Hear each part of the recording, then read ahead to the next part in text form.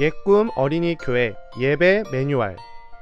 우리 예꿈 친구들, 우리가 예배 전에 이 매뉴얼을 꼭 지켜서 우리 하나님께 아름다운 예배가 될 수 있도록 함께 나아갑시다. 첫 번째, 핸드폰 사용은 잠시 멈춰주세요. 우리가 예배에 집중하기 위해서 핸드폰 사용은 잠시 중단. 우리가 하나님께 올바른 예배자로 나아가는 우리 예꿈 친구들이 됩시다. 두 번째, 화장실은 미리 다녀오기. 우리가 실제 현장에서 예배를 드리는 것처럼 예배를 드릴 수 있도록 예배 전에는 모든 볼일들을 마치고 예배에 집중할 수 있는 우리 예꿈 친구들이 됩시다. 세 번째, 잡담은 이제 그만. 우리 끝까지 집중합시다. 동영상으로 예배를 드린다고 해서 편하게 떠들어서는 안 돼요. 끝까지 하나님께 집중하는 마음으로 바른 자세를 유지하고 예배를 드릴 수 있는 우리 예꿈 친구들이 되읍시다. 자, 그럼 우리 다 같이 예배할 준비가 되었다면 우리 다 같이 예배하러 고고!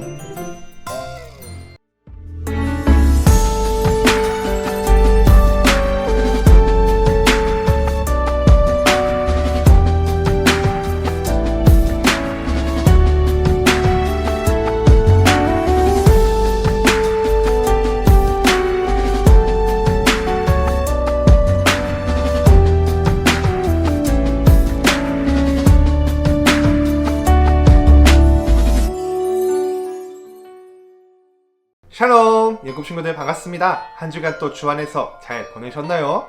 우리가 오늘도 예배를 통하여서 하나님께 영광과 존귀를 높여드리며 나아갈 수 있는 귀한 시간이 되기를 주님의 이름으로 기도합니다. 그렇다면 우리 다 같이 하나님께 우리가 또 씩씩한 마음으로 우리가 찬양하며 나아갈 건데요. 우리 친구들 자리에서 일어나서 우리 함께 찬양하며 나아가도록 하겠습니다. 우리 친구들 찬양하러 고고!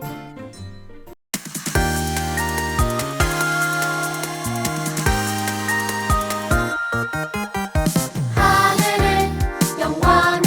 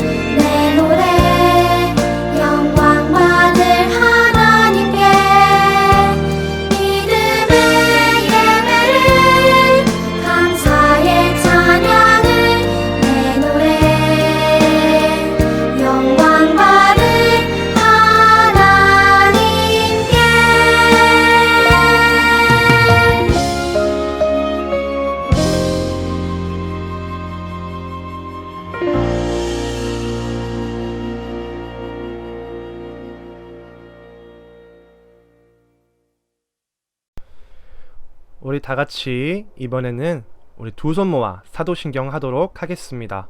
우리 친구들 두 손 모으고 우리 두 눈을 감고 우리 하나님께 예배를 드리는 마음으로 사도신경 다 같이 하도록 하겠습니다. 자, 시작. 나는 전능하신 아버지 하나님, 천지의 창조주를 믿습니다. 나는 그의 유일하신 아들, 우리 주 예수 그리스도를 믿습니다. 그는 성령으로 잉태되어 동정녀 마리아에게서 나시고 본디오 빌라도에게 고난을 받아 십자가에 못 박혀 죽으시고 장사된 지 사흘 만에 죽은 자 가운데서 다시 살아나셨으며 하늘에 오르시어 전능하신 아버지 하나님 우편에 앉아 계시다가 거기로부터 살아있는 자와 죽은 자를 심판하러 오십니다.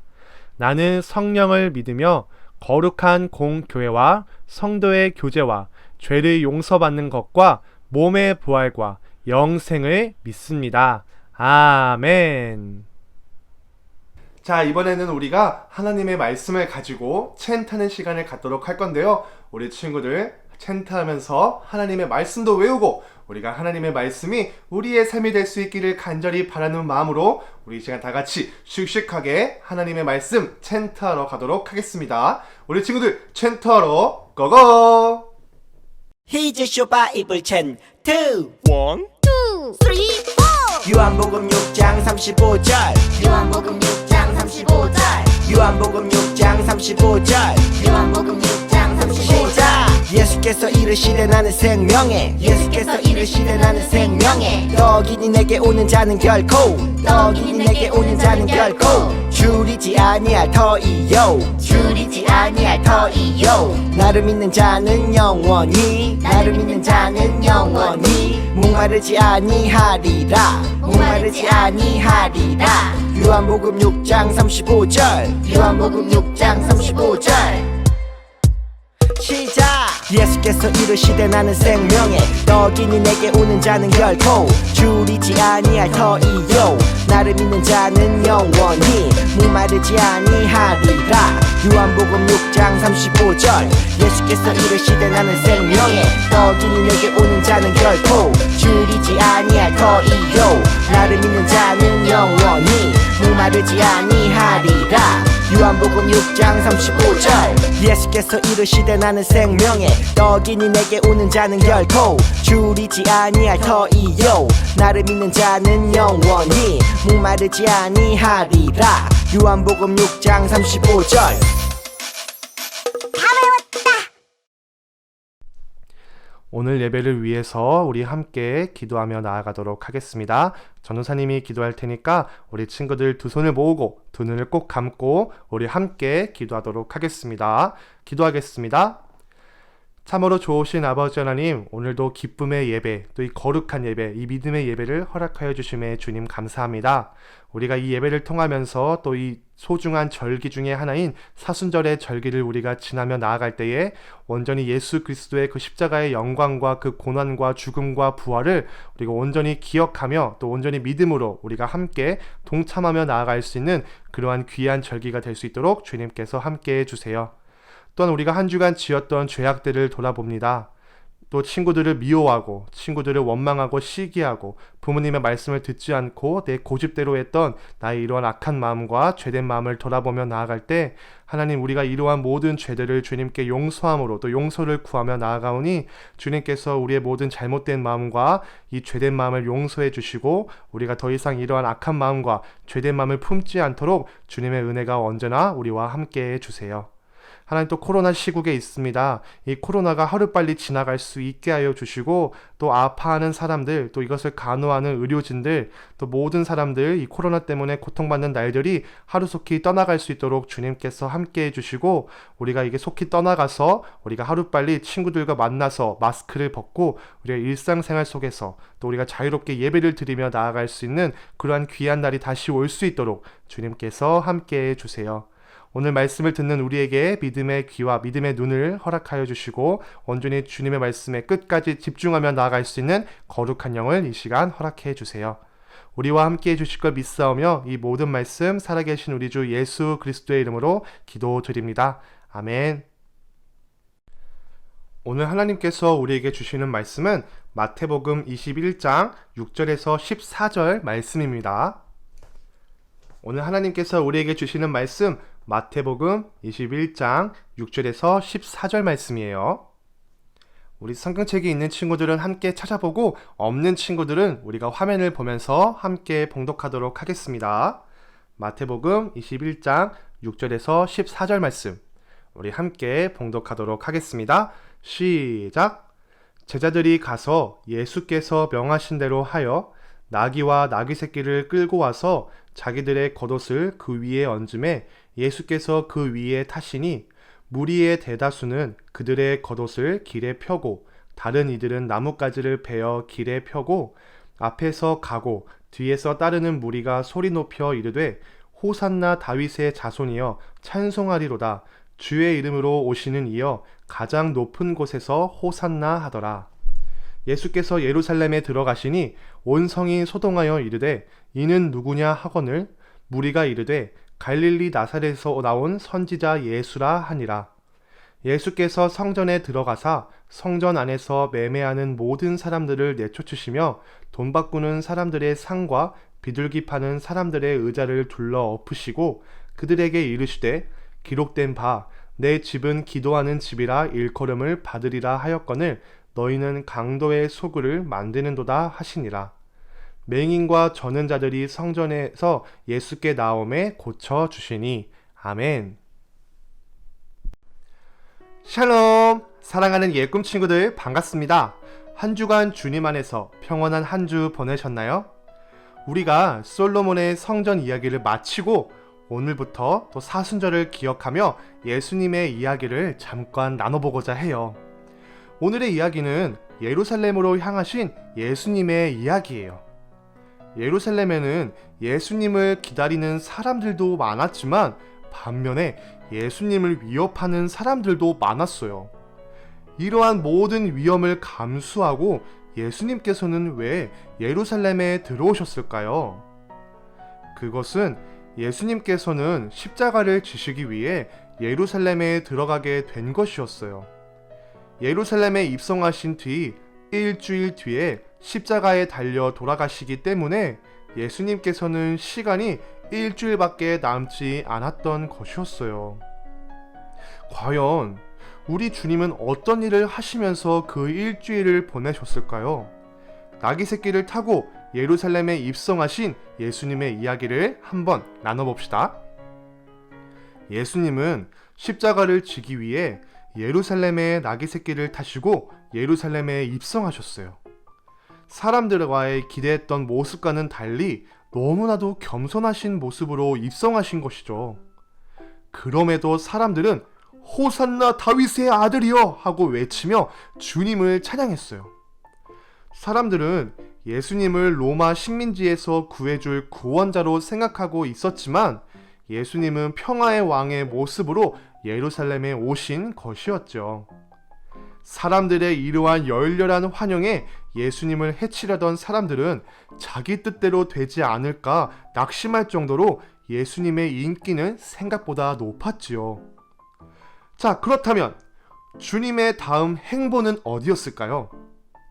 예수님은 놀랍게도 예루살렘에 입성하신 뒤 바로 성전에 가셨어요. 그리고 이 성전에서 깜짝 놀랄 일이 일어나고 말았죠. 바로 그 온화하시고 착하시고 사랑이 넘치시는 예수님께서 화를 내시고 상을 뒤엎는 일이 일어났어요. 왜 예수님께서 이러한 모습을 보이셨을까요? 그리고 이 모습을 통해 무엇을 말씀하고 계신 것일까요? 예수님께서는 성전에 오셔서 너무나도 슬픈 장면을 보았어요. 성전에는 온통 장사하는 사람들과 소란한 것만 가득한 것을 보았어요. 예수님은 이러한 성전의 모습을 보고 분노를 서슴지 않으셨어요. 어떤 사람들은 예수님을 거룩한 하나님의 아들이시니 화도 내지 않으시고 속상해하지도 않으실 거야 라고 생각할 수도 있어요. 그러나 이건 정말 잘못된 생각이죠. 예수님은 의롭지 않거나 악한 것 하나님 뜻이 세상에서 이루어지지 않는 참담함을 보실 때 슬퍼하시고 분노하시는 분이세요. 그래서 성전에서 장사하는 사람들을 보고 분노하시고 상을 엎은 것이지요. 그러면 성전에서 장사를 하는 것 자체가 옳지 않은 것일까요? 이러한 개념, 이러한 의미를 떠나서, 이러한 장사한다는 것을 떠나서 예수님이 화내시는 부분은 성전이 예배하는 장소가 아니라 물건을 사고 파는 그러한 시장이 되었기 때문이었어요. 성전이 왜 시장이 되었을까요? 당시 성전인 헤롯 성전을 살펴보면 여기에는 뜰이 4단계로 구분되어 있어요. 이방인의 뜰, 여인의 뜰, 그리고 이스라엘 사람들의 뜰이 있었죠. 그리고 이곳을 지나가면 제사장들의 뜰이 있었고, 여기서 예배하는 사람들은 제사장에게 예물을 넘겨주었어요. 그리고 성전 서쪽 밑거리에 상점들이 늘어서 있었고, 그곳에서 양이나 비둘기를 팔고 돈으로 바꾸게 되어 있었지요. 그런데 이방인을 위한 예배 장소였던 이방인의 뜰이 기도하고 예배하는 사람들 대신 장사하는 사람들로 득실거리고 시끄러운 시장바닥이 되어 있었던 것이었어요. 또 그곳은 환전소가 있었는데 당시 사용하던 돈은 로마 돈인 데나리온이나 아테네 사람들이 사용하는 드라크마였어요. 하지만 이 돈은 이방인의 돈이라서 성전에서 사용할 수 없었기 때문에 성전에서 사용할 수 있는 세겔이라는 돈으로 환전해서 헌금을 해야 했지요. 또한 멀리서 성전 재물을 가지고 와야 하는 사람들이 있었기에 이 환전소에는 돈을 양이나 소로 바꿔주기도 했지요. 하지만 이러한 편리함이 점차 예배자들을 어렵게 하는 일로 변질되었지요. 제사장들과 장사하는 사람들이 서로 편을 먹고 예배하는 사람들을 괴롭게 했던 것이었어요. 멀리서 예물을 가지고 온 사람들에게는 흠이 없어도 흠이 있다며 자신들이 파는 예물을 몇 배 더 비싸게 해서 팔고 환전도 불공평하게 해서 돈을 바꾸어 주었어요.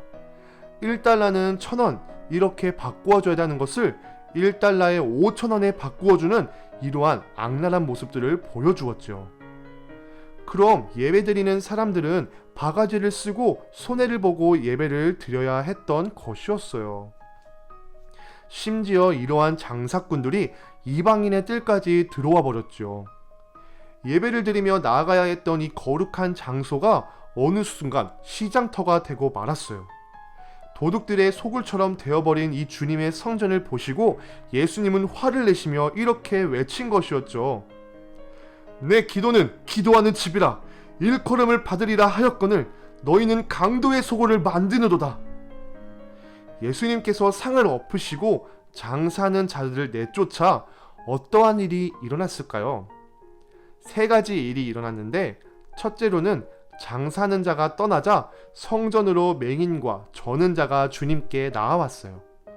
병든 사람들, 아픈 사람들이 주님께 나온 것이었죠. 그리고 예수님께서는 이들을 불쌍히 여겨주시고 고쳐주었었어요.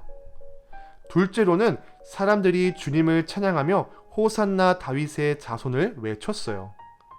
눈먼 사람이 보게 되고 저는 자가 걷게 되니 나사렛에서 왔던 이 선지자는 참으로 다윗의 자손 메시아가 틀림없다고 생각한 것이었죠. 그래서 호산나, 주님을 찬양하고 호산나를 외친 것이었어요. 여기서 호산나의 뜻이 무엇인가요? 맞아요. 나를 구원하소서라는 뜻이지요. 자, 셋째로 이 모습을 본 대제사장과 서기관들은 몹시 화가 났어요. 이들은 예수님이 하시는 일과 호산나 다윗의 자손이여 부르짖는 사람들로 인해서 기분이 매우 나빴어요.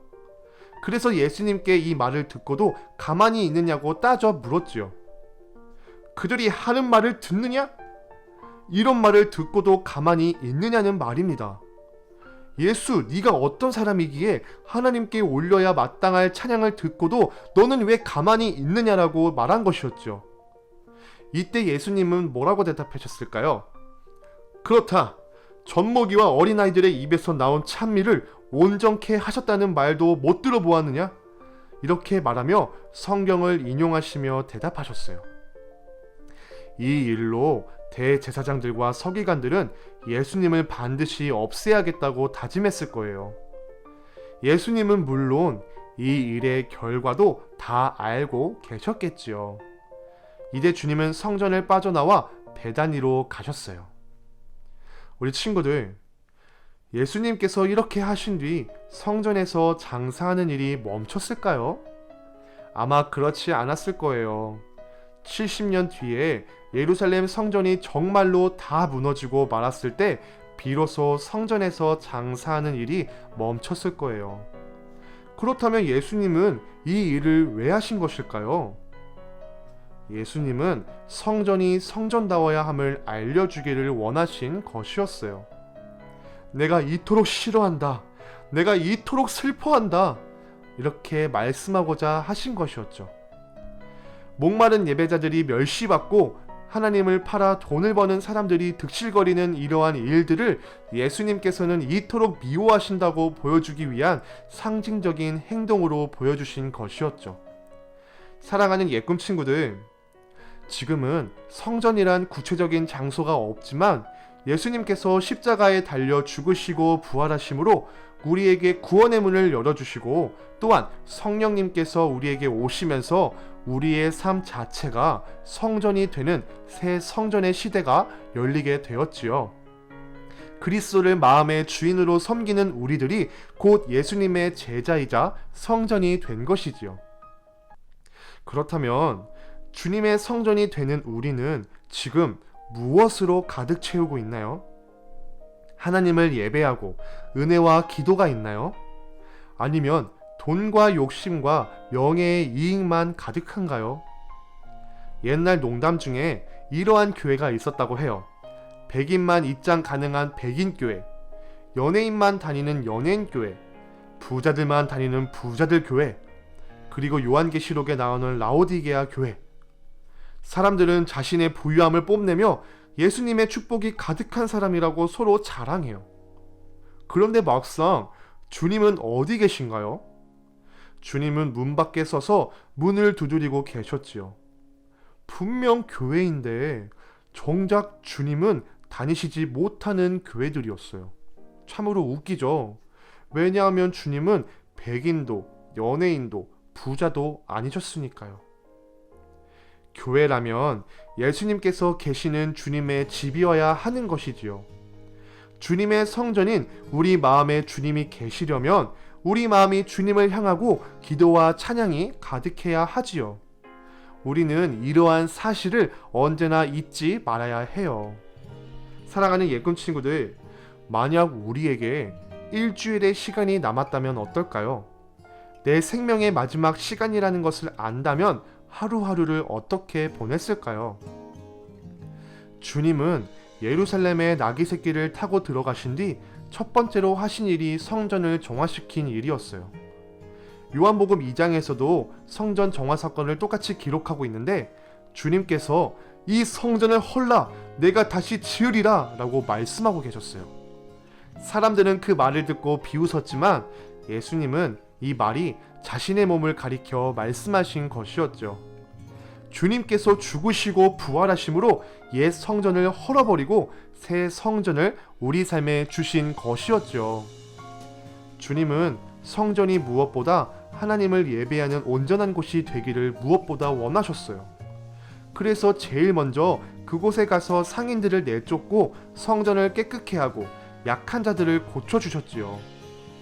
이들이 주님을 찬양하며 호산나 외치는 찬양을 들어주셨어요. 그리고 연약한 자의 찬양을 온전케 하셨다고 하시며 기뻐받아 주셨지요. 사랑하는 예꿈 친구들, 지금은 성전이 사라졌지만 예수님으로 인해 우리는 새 성전의 시대가 열리게 되었어요. 바로 우리의 삶이 성령님께서 인한 하나님의 성전이 되었지요. 그러므로 오늘 이 시간 예수님의 피로 그 보혈로 우리의 삶이 깨끗하여져서 주님께 합당한 기도와 또 예배와 찬양으로 나아갈 수 있는 우리 귀한 예꿈 친구들이 되기를 주님의 이름으로 기도하고 축복합니다. 아멘. 오늘 이 시간 말씀을 기억하면서 기도하도록 하겠습니다. 기도하겠습니다. 참으로 좋으신 아버지 하나님, 오늘 이 시간 주님의 귀한 말씀을 들려주심에 감사드립니다.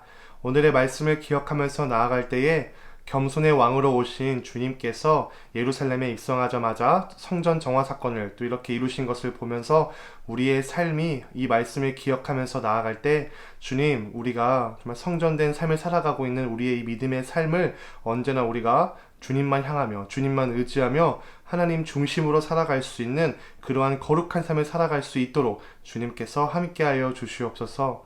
우리의 정말 언제나 하나님을 예배하고 하나님을 찬양함으로 온전히 하나님과 함께하는 삶을 살아갈 수 있도록 주님께서 함께하여 주시옵소서. 이 시간 우리와 함께 주실 걸 믿사오며 이 모든 말씀 살아계신 우리 주 예수 그리스도의 이름으로 기도드립니다. 아멘. 우리 시간 다 같이 헌금하는 시간 갖도록 하겠습니다. 우리 친구들 헌금하며 나아갈 때 우리가 믿음과 기쁨으로 주님께 드리는 마음으로 헌금하는 시간 갖도록 하겠습니다.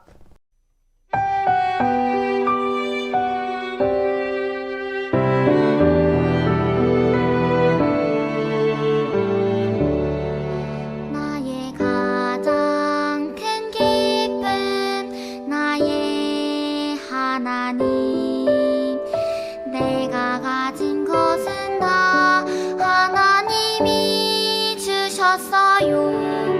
나의 두 손에 소중한 마음을 담아 하나님께 고백하며 드립니다.